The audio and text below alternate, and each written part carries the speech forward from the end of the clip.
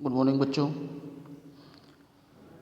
जैसे कि आप लोग जानते हैं कि अपने टाइम के अनुसार आज की क्लास कॉमर्स की, मैं रिजवान अहमद। हमारा जो चैप्टर चल रहा था वो साझेदारी थी, मतलब पार्टनरशिप, और लगभग हम थ्योरी में इसको हम समाप्ति की ओर लेके चल रहे हैं आज। जस्ट इसके बाद हम आपको न्यूमेरिकल बताएंगे। जैसे कि हमारी थ्योरी में कुछ बचा हुआ था, जिसमें ये था कि लाभ का साझेदारों में वितरण। जो लाभ का साझेदारों में वितरण होता है वो किस किस आधार पर होता है, तो कुछ चीज़ें बताई गई। जैसे कि यहाँ से देखिए कि लाभ का साझेदारों में वितरण की प्रक्रिया को निम्न रूप से समझा जा सकता है। इसकी जो फर्स्ट कंडीशन है वो है समझौते के आधार पर लाभालाभ का विभाजन। क्लियर है। इसमें ये बताया गया कि साधारणतः लाभालाभ विभाजन एक अनुपात साझेदारों में आपसी समझौते के आधार पर तय होता है, जिसमें निम्न में से किसी एक विधि द्वारा लाभालाभ को बांटा जा सकता है। कहने का मतलब ये हुआ कि जो भी आपका अमाउंट होगा, ठीक, जो भी आपका अमाउंट होगा वो चाहे कैपिटल आपकी 10,000 हो, 5,000 हो, कुछ भी हो, ठीक है। तो इसको जब कोई साझेदार लगाता है अलग अलग पार्ट में, जैसे किसी ने 10,000 लगाया और किसी ने 5,000 लगाया, तो सिंपल है कि उसका रेशियो भी हमारा उसी के अनुपात में बनता है। जैसे कि अगर हम इस जीरो से जीरो को हटा दें और यहाँ पर बचा 10:5, अगर हम इसको और काटते हैं तो 5 एकड़ नम 5, 5 दूनी 10। कहने का मतलब ये हुआ कि जो तैयार रेशियो होगा वो 2:1 का होगा। मतलब ये कि अगर कोई पूंजी लगाता है, मान लो जिसने 10,000 रुपये लगाया, मान लो ये ए है और ये बी है। अब ए ने लगाया 10,000 और बी ने लगाया 5,000, तो कहने का मतलब ये हुआ कि एक से दुगना जो है वो ए का हिस्सा है। सिंपल है, जब वो 5,000 लगाएगा तो अगला 10,000 लगा रहा, तो उसको लाभ भी इसी रेशियो में दिया जाएगा। ठीक है, चलिए ये बात आ गई। तो इसमें कुछ चीज़ें हैं, जैसे कि बराबर अनुपात में अगर दिया जाता है तो बराबर अनुपात में बांटते हैं। बिना किसी आधार के एक निश्चित अनुपात में अगर हो तो उसमें बांट सकते हैं। साझेदार की पूंजी के अनुपात में इसके हिसाब से बांट सकते हैं।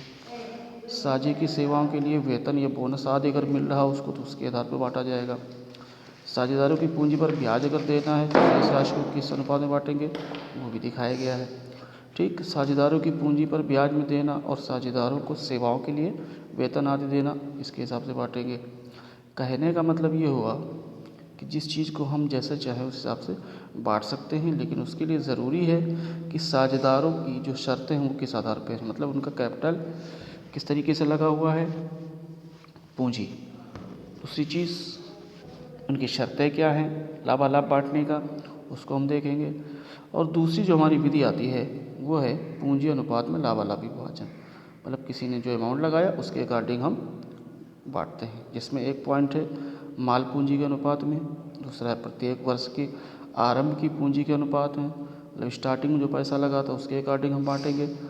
ठीक, तीसरा है प्रत्येक वर्ष के अंत की पूंजी के अनुपात में, मतलब लास्ट में जो कैपिटल बचती है उसके हिसाब से बांटते हैं। और प्रत्येक वर्ष की औसत पूंजी, मतलब एवरेज अमाउंट जो होता है उसके अकॉर्डिंग हम इसको अनुपात में लाभालाभ को बांटते हैं।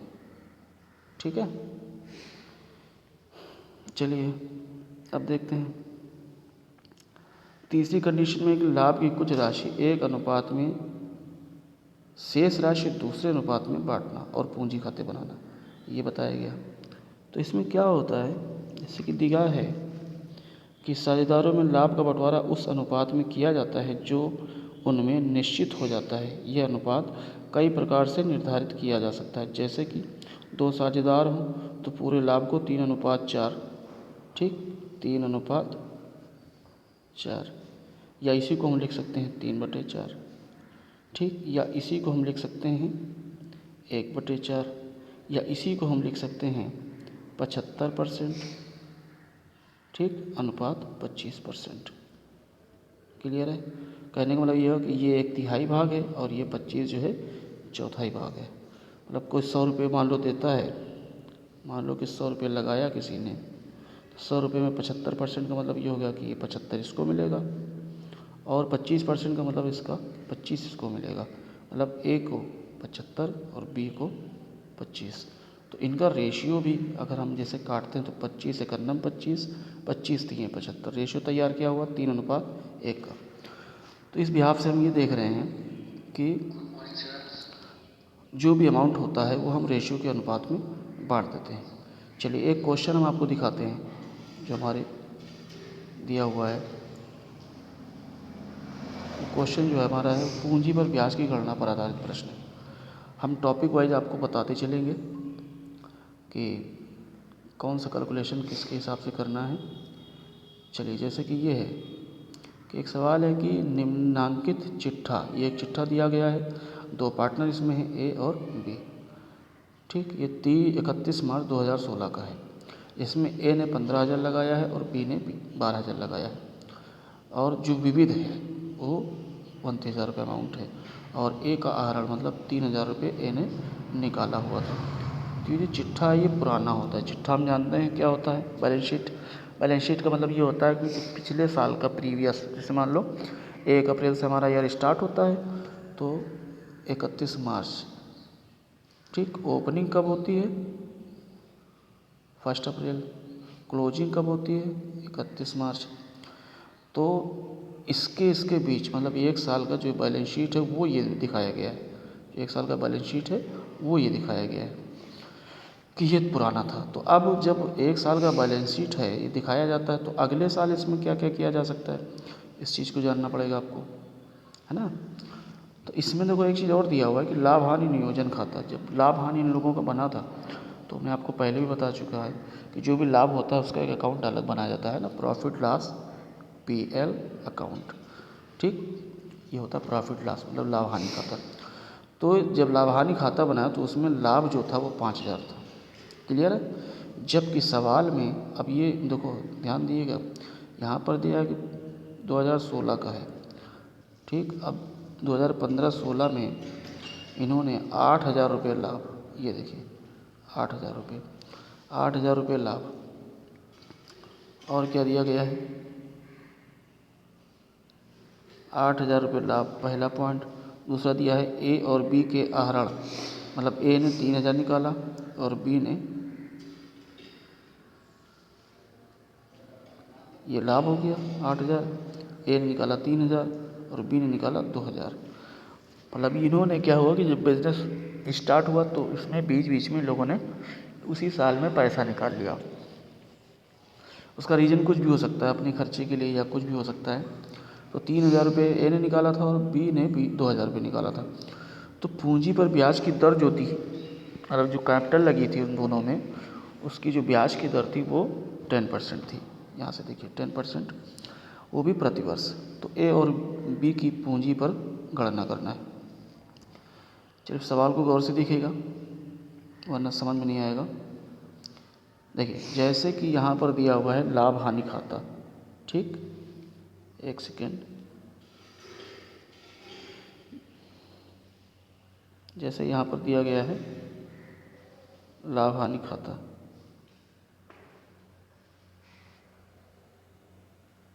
ये देखिए, ठीक, ये दिया गया। देखिए ए 15,000, बी 12,000, टोटल कितना हुआ अमाउंट 27,000। 5,000 रुपये लाभ हानि खाता का, टोटल इनका कितना बना 32,000 रुपये। विविध यहाँ पर 29,000 है और 3,000 रुपये ए का आहरण 32,000 रुपये, मतलब बैलेंस शीट हमारी बराबर है। अब ये हुआ कि जब 8,000 रुपये लाभ, फर्स्ट कंडीशन, तो इस 8,000 लाभ को जो हम नेक्स्ट ईयर में हम कन्वर्ट करेंगे तो इस 5,000 से हम माइनस कर देंगे।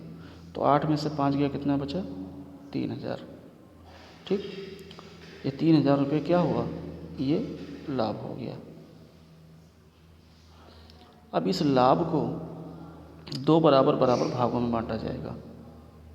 ठीक, तो जब बराबर बराबर भागों में बांटा जाता है इसका मतलब हमें 3,000 को 2 से अगर हम भाग कर दें तो कितना आया 1,500, मतलब एक व्यक्ति को कितना मिला 1,500 रुपये। तो जो क्या मिला है वो 1500 रुपये, वो लाभ है। तो वो हमारा देखिए अब इसमें बताया गया, देखिए 15,000 रुपये जो कैपिटल लगी है, यहाँ से देखिए 15,000 कैपिटल लगी है एक ही, और ये बी वाला कॉलम इसमें लगाया है 12,000 जो आपका दिया गया है, यहाँ से देखिए दिया है। ठीक, उसके बाद में अब लेस क्या हो गया, जो लाभ हुआ वो घटाया गया। तो लाभ हमने क्या बताया था, 3,000 टोटल था। इस 8 से ये वाला 5 घटाया जाएगा क्योंकि वो पुराना है। ठीक, हमने नोट्स में नीचे दे दिया, यहाँ पर नोट्स में दे दिया, आप समझ लीजिएगा।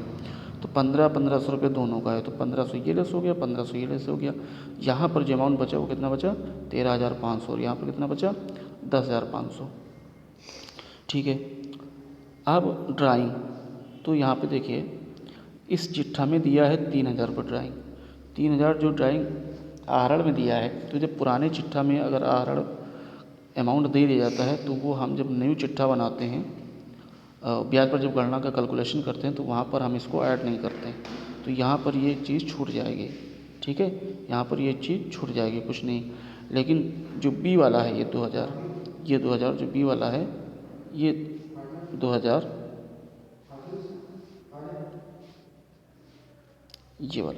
ये 2,000 रुपये हम क्या करेंगे, यहाँ पर ऐड कर देंगे। तो 10,500 पहले से था, 2,000 ऐड कर दिया तो 13,500 हो गया, और यहाँ पर 13,500 ऑलरेडी ही था। अब इन पर 10% अगर इंटरेस्ट लगाया जाएगा तो 13,500 इंटू 10%, 10/100। ठीक, 2 जीरो से 2 जीरो कट गए, यहाँ पर चाहे 135, इस 135 को क्या करेंगे, गुणा कर देंगे तो हो जाएगा 1350।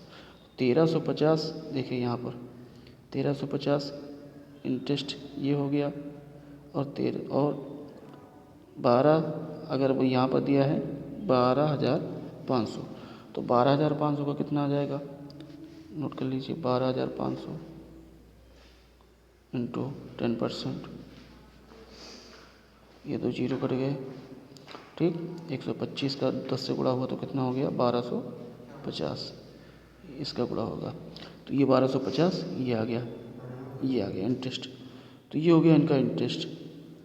ठीक, अब हम टोटल जब जोड़ देंगे तो कितना हो जाएगा, ये इंटरेस्ट हो गया 1250। हाँ, बस यही करना था मुझे, क्या करना था, ब्याज पर गणना करना था। ये देखिए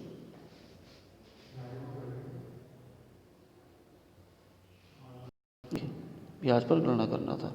ठीक, तो वही चीज़ हमने निकाल लिया। क्या निकाला, 1350 इनका आया ए का, और 1250 बी का आया। अच्छा, नोट्स हमने दिया है, देखो ए का आहरण चिट्ठी में दिखाया गया है इसलिए वो नहीं घटाया जाएगा। ठीक, तथा बी का आहरण नीचे दिया गया इसलिए वो घटाया जाएगा। ठीक है, तो यहाँ पर अमाउंट हमने क्या किया है, हाँ यहाँ पे क्या देखिए 2,000 है, तो ये 2,000 क्या हो जाएगा, ये घटाया हुआ था तो ये ऐड कर दिया जाएगा। ठीक है, घटा हुआ अमाउंट ऐड कर दिया जाएगा। चलिए ठीक है, अब इसके बाद कल हम कुछ बेसिक चीज़ें आपको बताएंगे, जैसे कि बेसिक चीज़ें आपका परसेंटेज हो गया है ना, भिन्न हो गया, क्योंकि जब तक ये चीज़ें बेसिक चीज़ें नहीं जानोगे, और रेशियो हो गया, ये चीज़ें नहीं जानोगे तो आप समझ नहीं पाओगे और ना कैलकुलेशन कर पाओगे। तो आज की क्लास यहीं पे समाप्त होती है। धन्यवाद।